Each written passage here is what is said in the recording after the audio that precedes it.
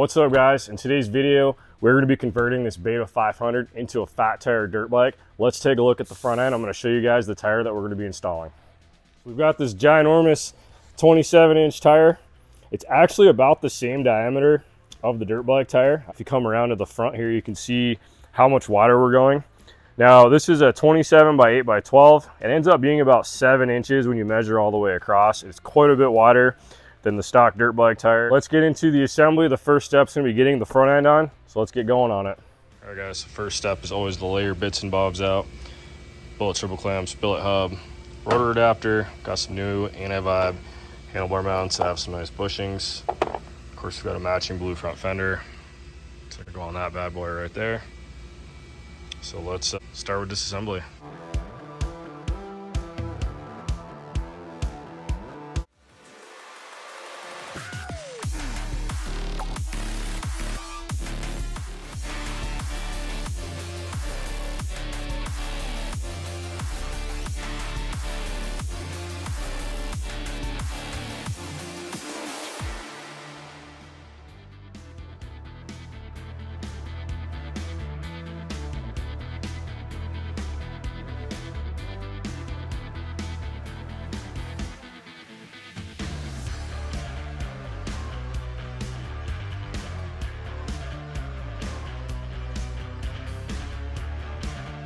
Guys, now that that's off, it's time to get this steering stem pressed into our clamps.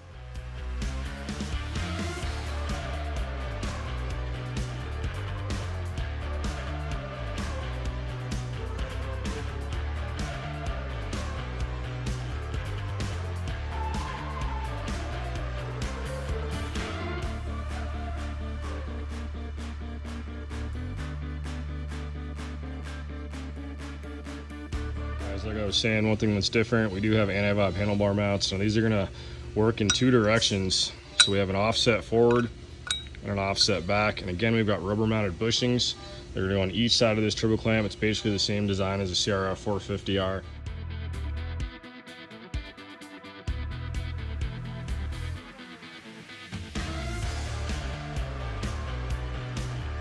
All right guys, super simple. Aluminum washers on top, the rubber bushings.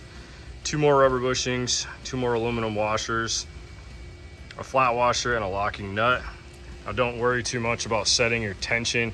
You can go based on feel, and if you're worried about getting them equal on each side, just count the threads on each side. Super simple.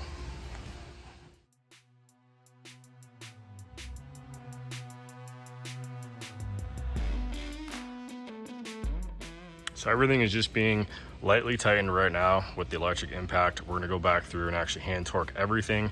But for right now, the next step is gonna be this front speedometer bracket. So this is gonna bolt to the top of the triple clamp right here. And then that's gonna make these 2 holes line up on the OEM speedometer. So let's get that installed.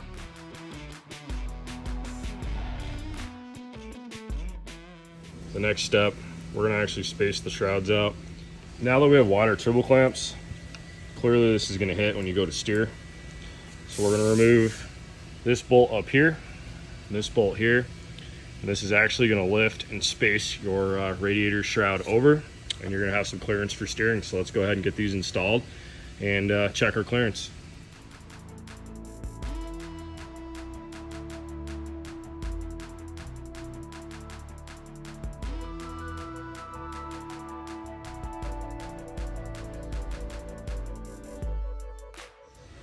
Just to show you guys the difference, that's the factory side, and this is the side with the lift brackets. Perfect clearance, no trimming required.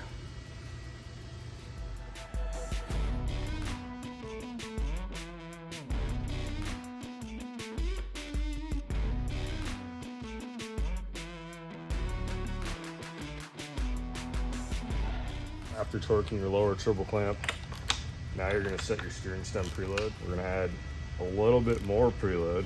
So remember, you got a bigger tire.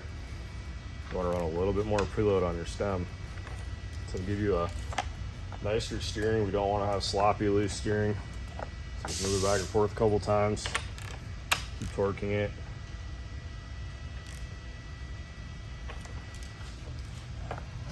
Get a little bit of drag on there.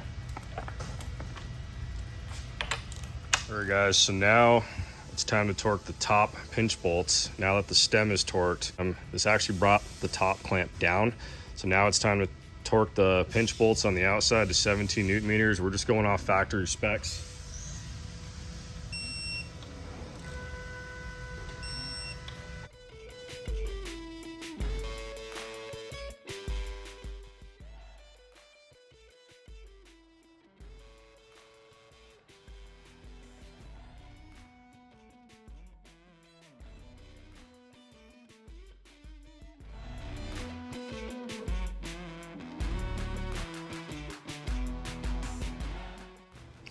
After checking your steering stops, my favorite part of the build is when we start installing the fender. This is when the bike actually starts coming together. So once that fender and headlight go on, this thing's gonna start actually looking like something's happening. We're gonna go ahead and move on with drilling the fender out to get the OEM headlight mounted, and let's keep going.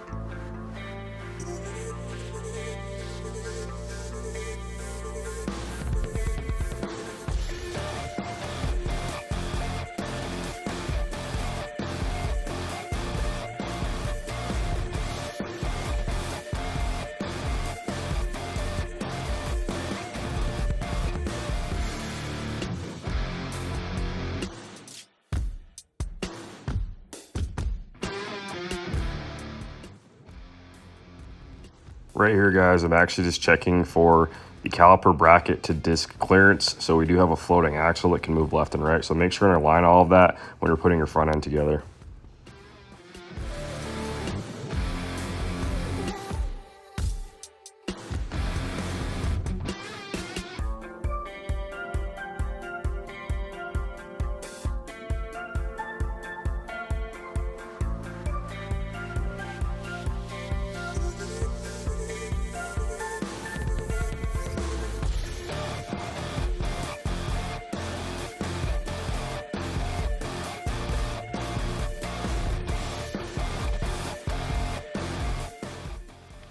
Right here you can see the new cable guide. So this is about an inch offset to actually clear the front fender. So you're no longer going to use the OEM headlight cable guide. This allows the brake line to actually be kicked over with the wider triple clamps. And you guys can see I actually routed it on the outside of the fork because the tire is so wide.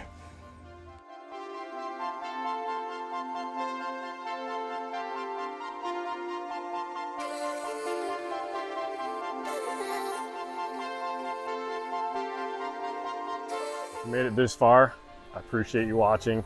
It's time to get the rear end on, so we're gonna go ahead and get the swing arm torn down. I'm actually just gonna buzz right through all that stuff real fast, and then we're gonna get into the nitty gritty and go over how to install the rear end of this big wheel kit.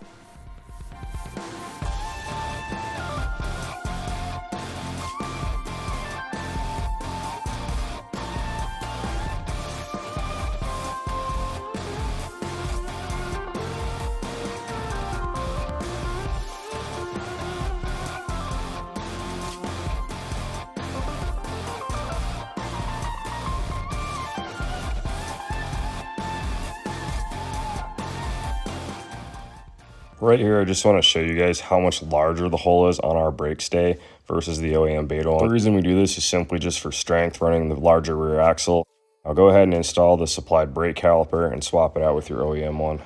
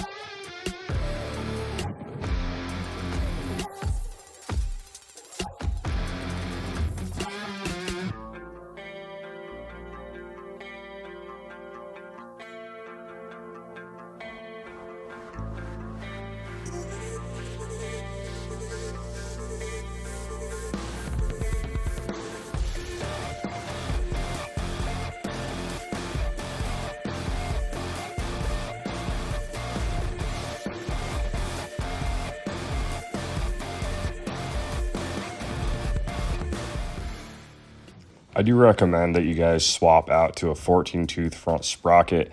You don't have to, but the bike's going to be a hell of a lot better going over rough terrain and rocks. It's going to give you a little bit more torque down low with these heavier tires that we just installed on the bike.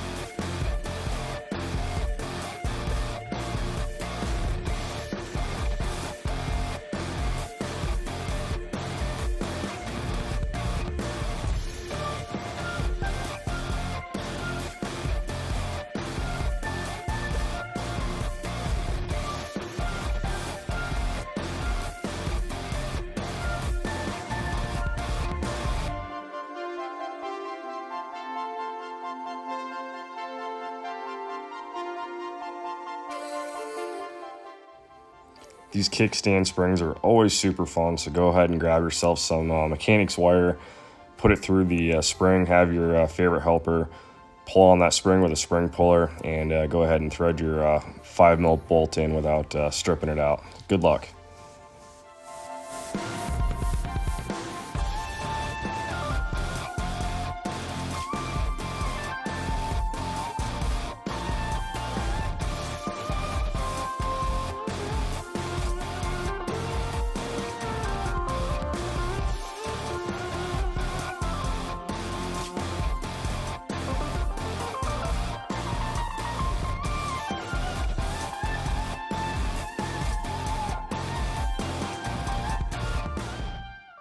Everybody's favorite step, of course, is bleeding the brakes. So go ahead after you're at the end, get the brakes bled. Now, there's one last thing that we did not talk about. Now, this really depends on tire size. So if you run an 8-inch wide rear tire, you can actually basically just skip this step. But since we went to the fatter, wider back tire, I'm adding some spacers on the exhaust to kick it over and just gain us a little bit of clearance. I don't want any issues. So we also added a custom fitting on the side panel bracket, and that's going to keep that from crushing the plastic. But yeah, guys, this thing's pretty much finished up. We're going to get it off the lift. I'm actually going to take it right outside, and it's a chilly day today, so we're probably going to freeze a little bit getting this footage, but totally worth it. But man, this bike just looks killer. I'm super excited. You can actually see in this clip right here, I'm just kind of stepping back staring at it because I was pretty excited to see these tires on here. I know we keep talking about it, but it's just new for us. We've been basically running 25-inch tires on every build, so going up to the 27 was pretty cool. But let's take it outside and start it up.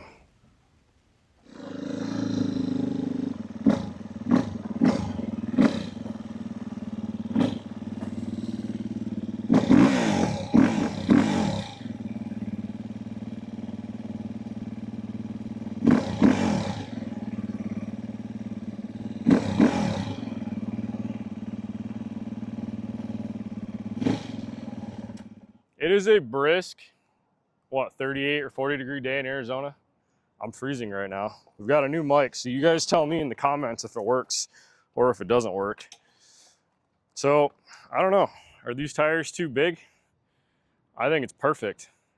I think it's tight. I think it's very, very tight on the fork. So let's dive into all the details and let's do a close-up look at this bike and go from there. My first issue, because the tires are so big, kickstand's not touching the ground, so I'm gonna have to get Rob a extended kickstand. But it just shows you guys how much taller it is than our normal big wheel builds. It looks like the kickstand needs to be about 1 inch longer.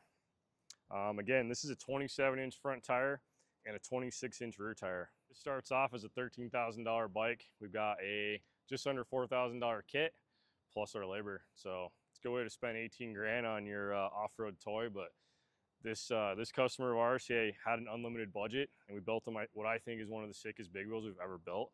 Now we were able to stuff this 26-inch back tire in here. Now we got a 26 by 9 by 12, And we're doing this to try to keep the proportions right, which is very similar to the stock dirt bike diameter. It's actually almost identical, which is awesome. So this bike did not lose any height. Now Rob is a taller rider, so he already has a tall seat on here. But yeah, lowering the bike was not going to work for him. We typically lower them about an inch. But yeah, this 27-inch tire, it's tight. Come around to the side here. You can see what kind of clearances we're working with over here. So it's pretty tight. Now, other than that, we've got the same billet triple clamps that we always run on all of our bikes. This Beta has some integrated turn signals right here, which is really cool.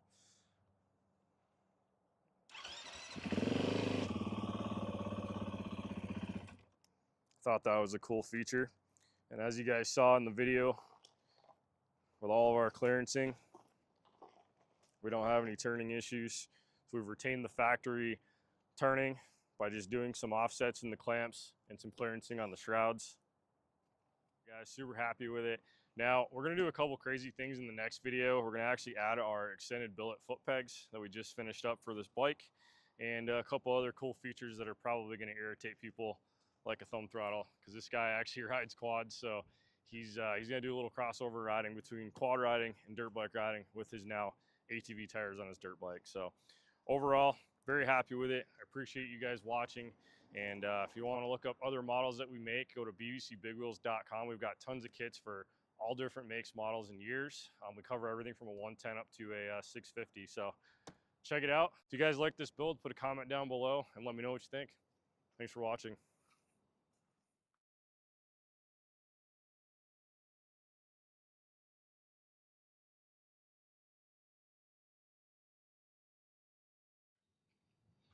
Looks like Rob already got into the bushes. This is a brand new bike with one ride. Come on, Beta. We got to make that stuff not fall off. But yeah, it's chilly. I said it was, what, 40 degrees? It's starting to feel like 35 degrees because it's starting to snow and rain a little bit. I'm getting flashback to New York weather. All right, definitely going back inside now. Thanks for watching.